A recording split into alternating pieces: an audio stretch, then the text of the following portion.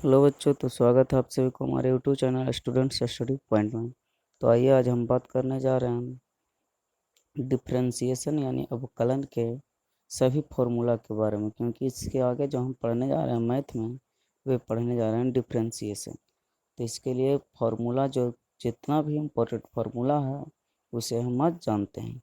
और डिफ्रेंशिएशन का फार्मूला है जो एग्जाम में यानी बोर्ड में बहुत ज़्यादा पूछे जाते हैं, जैसे कि हमारे फार्मूला शो भी कर रहे हैं कि कौन फार्मूला कब पूछा गया।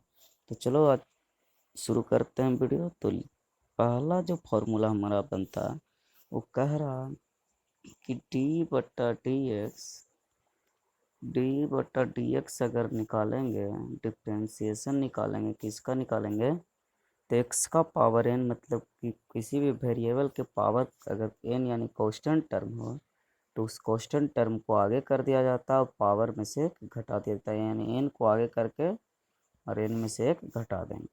और किसी भी कांस्टेंट टर्म का अगर पूछा जाए डिफ्रेंशिएशन तो उसका जीरो होता है। कांस्टेंट का मतलब अचर, ये जैसे 1 2 3 4 ये सब का डिफ्रेंशिएशन पूछे ए बी सी का, तो ये सब क्या है, अचर है, यानी कि कांस्टेंट टर्म है।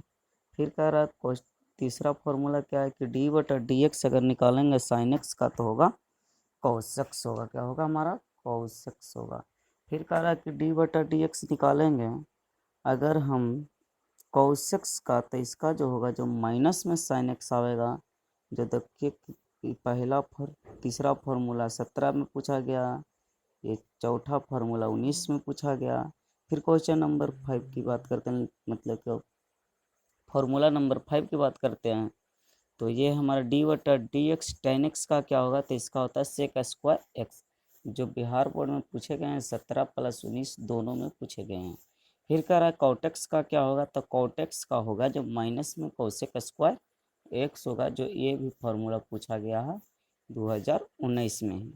फिर कह रहा है कि कौशिक एक्स का क्या होगा, तो कौशिक्स का एक्स का जो हमारा फार्मूला होगा वो होगा minus Kaushik x into cortex. और सेक एक्स का फार्मूला हमारा क्या होता है, तो सेक एक्स का होता है sec x into ten x, जो फार्मूला 17 और 20 में पूछे जा चुके हैं।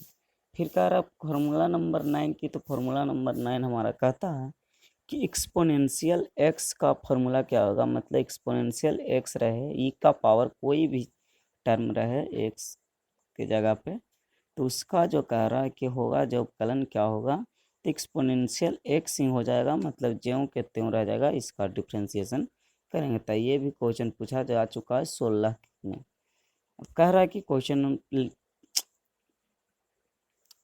10 की बात करते हैं, फॉर्मूला नंबर 10 की। तो फॉर्मूला नंबर 10 है जो डी बटा डी एक्स निकाला गया लॉग एक्स का, तो लॉग एक्स का होता 1/x, जो हमारे पास क्या हो पूछा गया कब कब, तो 19 में पूछा गया है, फर्स्ट और थर्ड, मतलब दोनों सीटिंग में पूछे जा चुके हैं 19 में।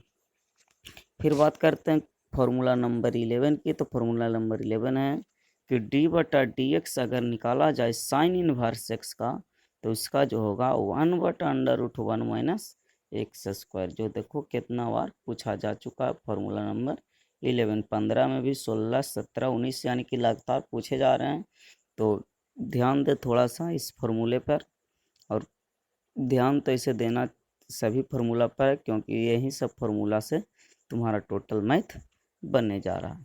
फिर बात करते हैं फार्मूला नंबर 12 की। तो कह रहा है 12 में कि डी बटा डी एक्स अगर निकालेंगे कॉस इनवर्स एक्स का, तो इसका सेम फार्मूला होगा, साइन इनवर्स का ही होगा, लेकिन आगे माइनस लगा दिया जाएगा, यानी -1/√1 माइनस एक्स स्क्वायर।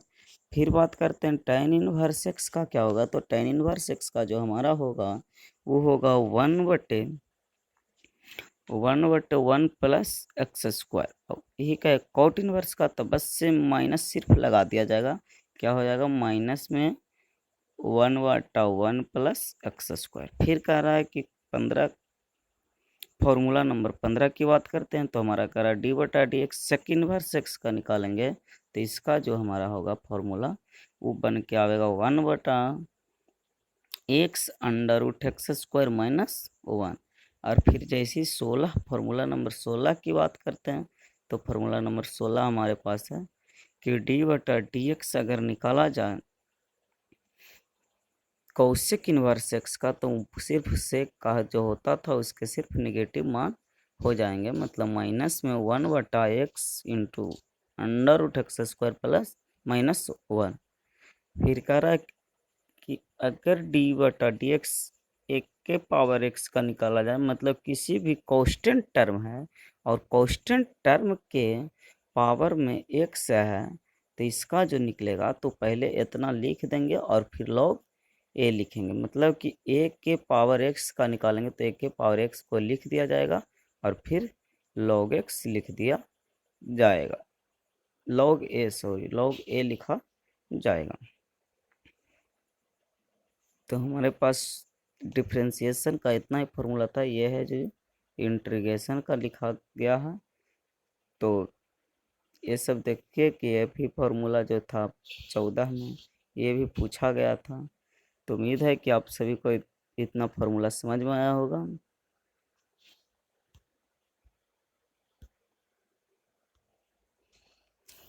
तो उम्मीद है ये सब फार्मूला आप सभी को समझ में आया होगा। अगर समझ में आया है तो मेरे चैनल स्टूडेंट स्टडी पॉइंट को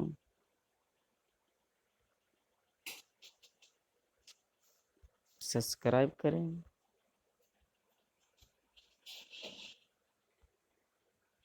और बेल आइकन को दबाना ना भूलें, ताकि ऐसे ऐसे नोटिफिकेशन आपको मिलते रहे।